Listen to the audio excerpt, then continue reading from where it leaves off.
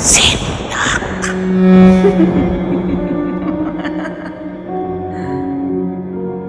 day, Sir Red, at sa lahat ng mga nakikinig ng Sindak Short Stories. Tawagin niyo na lang po akong Vincent. Ito po ay nangyari sa akin nang ako ay minsang bumisita sa pinsan ko sa Pasig. 2016 po ito nangyari, and nung time na iyon, ako po ay isang senior high school. Every Saturday po'y bumibisita ako sa pinsan ko sa apartment nila sa Pasig. Hindi ko na lamang po babanggitin yung eksaktong place. Oo, naniniwala naman ako sa multo, pero hindi pa po ako nakakakita at hindi ko rin naman masasabing bukas ang third eye ko.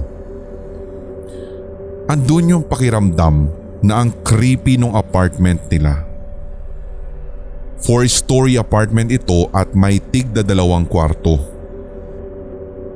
Yung hagdan po nila ay walang ilaw, kaya paggabi madilim talaga at kailangan mo pang buksan yung flashlight ng cellphone kapag dadaan ka sa stairs.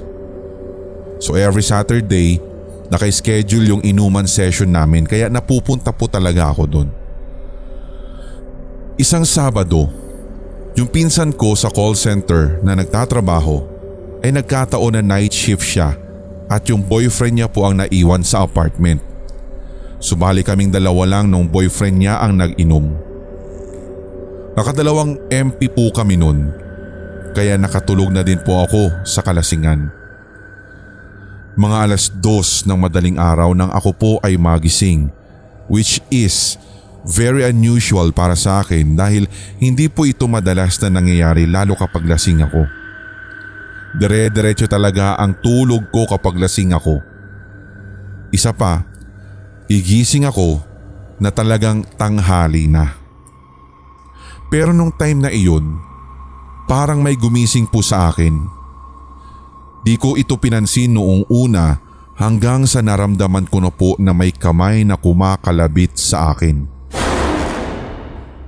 Akala ko guni-guni ko lamang po ang lahat.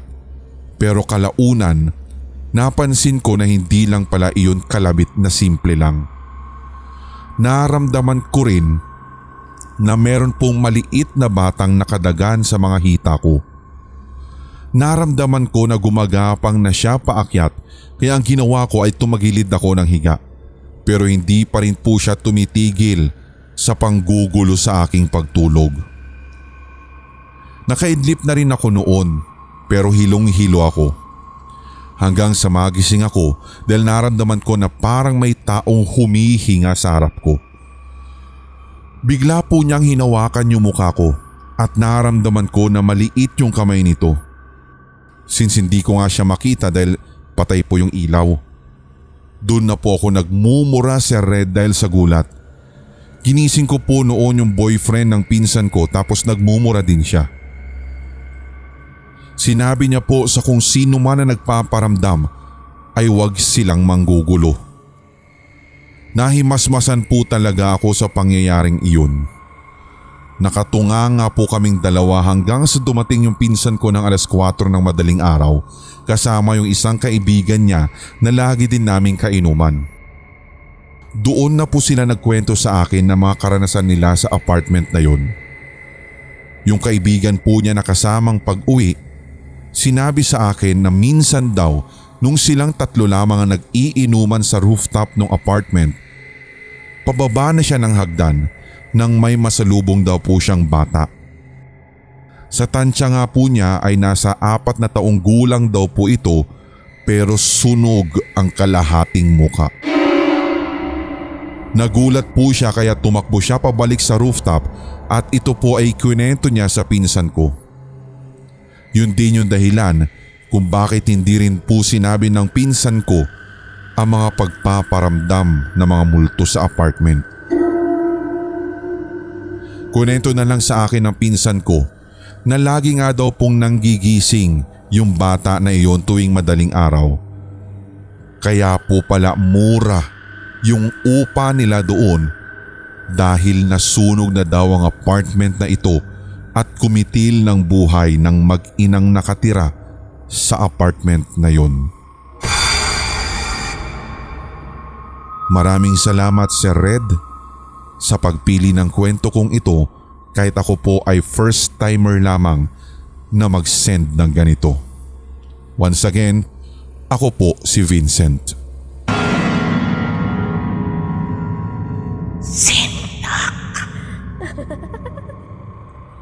Hello po Sir Red. Tawagin niyo na lang akong Riri. Isa po akong admin officer sa isang government office at itong opisina po namin ay nasa loob ng isang compound ng university na super luma na po. Hindi naman po sa pag-e-exaggerate pero mabibilang mo sa daliri yung mga building dito na bukod sa luma baka pag isang lindol na malakas ang tumama, tiyak ito ay magigiba pero wag naman sana.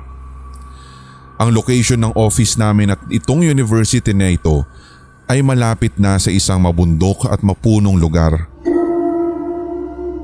Palagi po kasi yung office namin ay nagkakonduct ng training and most of the time, kaming mga empleyado nito ang siyang naaatasan na magluto ng mga pagkain ng participants.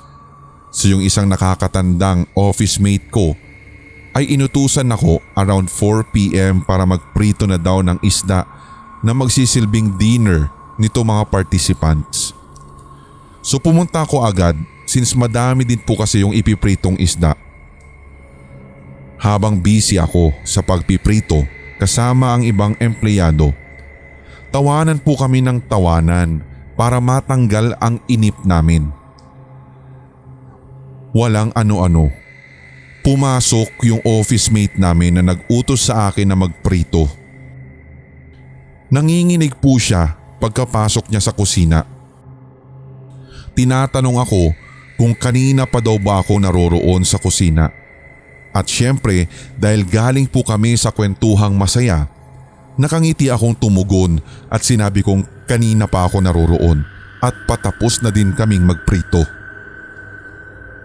Hindi po naniwala sa akin yung kausap ko. Sinabi niya, "We, nakaupo ka nga sa table mo kanina. Nakaharap ka pa sa computer mo. Akala ko busy ka at kinakausap kita pero hindi ka sumasagot. Ilang beses kitang sinasabihan na magluto na dahil magdi-dinner na. Pero wala ka pa ring sagot." Kinilabutan po ako doon, Sir Red. Lahat ng mga kasama ko rin sa kusina ay kinabahan. Sila po yung magpapatunay na hindi ako umalis sa kusina at kanina pa talaga kami nagpe-prepare ng dinner. After nga po naming magluto, sinabi ko sa kanila na tignan yung CCTV kung totoo po na may kinakausap siya sa loob. Doon nga'y na-confirm at nakunan, Sir Red, na meron nga siyang kausap. Pero she was facing my table with matching pakumpas-kumpas pa ng kamay pero wala naman pong nakaupo sa aking upuan. Until now, may ganoong pa rin pong nagaganap na senaryo sa office na iyon. Pero isa lamang po ang masasabi ko, na deserve po talaga namin ang mga kwentong katatakutan na ito sa opisina para at least maiwasan din yung antok sa isa't isa at wala pong mag-o-overtime sa opisina naming yun.